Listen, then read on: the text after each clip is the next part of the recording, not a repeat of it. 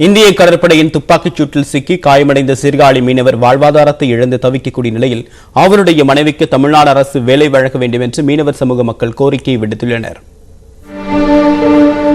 குடும்பத்திற்கு வாழ்வாதாரமாக திகழ்ந்து கொண்டிருந்த மீனவர் வீரவேல் இப்போது மனைவியின் உதவி இல்லாமல் உணவருந்த கூட முடியாத நிலைக்கு தள்ளப்பட்டு விட்டார்.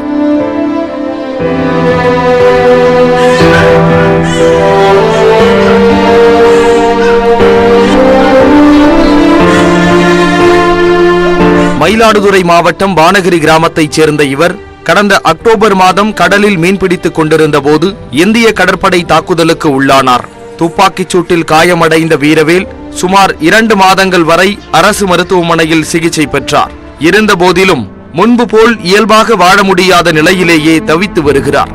என்னால் இப்போ எதுவுமே தொழில் போக முடியல, எதுவுமே செய்ய முடியாது. எனக்கு 2 குழந்தைங்க இருக்குது, ஒரு ஆண் குழந்தை ஒரு பெண் குழந்தை ஒன்று இருக்குது.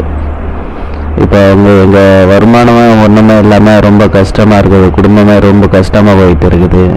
மருத்துவமனையில் இருந்தபோது நேரில் வந்து சந்தித்த அலுவலர்கள், அரசியல் கட்சியினர் சிகிச்சை முடிந்து வீடு திரும்பிய பிறகு கண்டுகொள்ளவில்லை என வேதனையுடன் கூறுகிறார் வீரவேலின் மனைவி மதுமதி.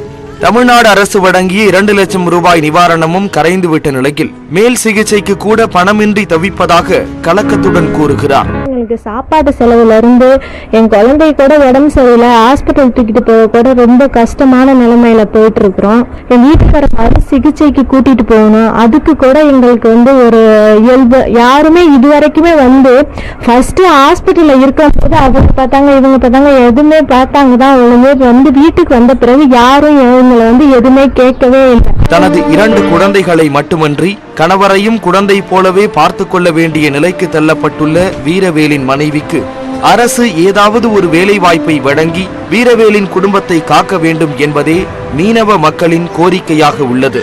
நியூஸ் 18 செய்திகளுக்காக சீர்காழியிலிருந்து செய்தியாளர் பிரசன்ன வெங்கடேசன்.